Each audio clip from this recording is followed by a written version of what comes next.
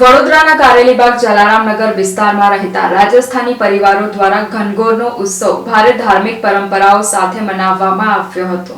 રાજસ્થાનમાં વિવિધ લોક ઉત્સવ માટે ખૂબ જ જાણીતું છે। તમામ ઉત્સવોમાં ઘનઘોરનો ઉત્સવ પણ એક પ્રસિદ્ધ લોક પર્વ છે। ઘનઘોરનો પર્વ કુલ 17 દિવસ સુધી ચાલે છે। કુમારી બાળકીઓ અને મહિલાઓ ભારે ઉત્સાહ અને ધાર્મિક પરંપરાઓ સાથે આ પર્વને મનાવે છે। હોળીના બીજા દિવસથી સતત 16 દિવસ સુધી કન્યાઓ ઘનઘોરની પૂજા કરે છે। લોકવાયકા છે કે ચૈત્ર શુક્લ તૃતીયાના દિવસે રાજા હિમાચલની પુત્રી ગૌરીનો વિવાહ ભગવાન શંકર સાથે થયો હતો। તેમની યાદમાં આ તહેવાર મનાવવામાં આવે છે। રાજસ્થાની સમાજના લોકો સમગ્ર ભારતમાં વસ્યા છે, ત્યારે વડોદરાના કારેલીબાગ જલારામનગરમાં વર્ષોથી વસવાટ કરતા રાજસ્થાની સમાજ દ્વારા ઘનઘોરના પર્વને ભારે ઉત્સાહથી ધાર્મિક પરંપરા સાથે મનાવવામાં આવ્યો હતો। નાના ભૂલકાઓએ નૃત્ય કરી ભારે આકર્ષણ જમાવ્યું હતું।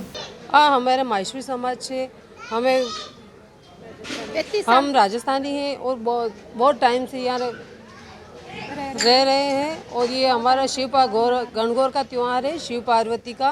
इसकी पूजा करते हैं और कुंवारी लड़कियाँ इनको व्रत बिल्कियाँ करती है और व्रत करती है। इससे उनको बिल्कियाँ करती है, उससे उनको शादी के बाद में अच्छा वन इसलिए ये लड़कियाँ व्रत करती है और सुहागन स्त्रियाँ भी इसको बड़े धूमधाम से मनाती है और शिव पार्वती की पूजा करती है।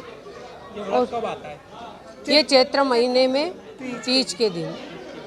किस तरह आप मनाते हैं? ये हम पूरी सोसाइटी मिलके धूमधाम से सेवरा निकालते हैं, शिव पार्वती को घुमाते हैं, गणगौर माता शिव सजाते हैं और पूरी सोसाइटी में उसकी शोभा यात्रा निकालते हैं। कैसा उमंग होता है ये त्योहार? बड़े हर्ष उल्लास के साथ हम ये तैयार होके सब लेडीज अच्छी तैयार होके फिर घूमर डांस करते हुए पूरी અમે રાજસ્થાની છે અને આ અમારો કારેલીબાગ વિસ્તાર છે। અમે કારેલીબાગમાં અમારા 20 ઘર છે અમારા સમાજના। અમે આ તહેવાર અમે બહુ હર્ષ ઉલ્લાસથી મનાવીએ છીએ અને અમે રાહ જોતા હોઈએ છીએ કે ક્યારે આ તહેવાર આવે। અને આ તહેવાર આવે છે તો અમે બહુ હર્ષ ઉલ્લાસથી અમે બધી સહેલી બધા મળીને અમે આખું આ તહેવાર ઉજવીએ છીએ અને બધું મેનેજમેન્ટને અહીંયા ખાવા પીવાનું બધું રાખીએ છીએ। આ તહેવારને ગણગોર કહેવામાં આવે છે અને શિવ પાર્વતીનું આ તહેવાર છે।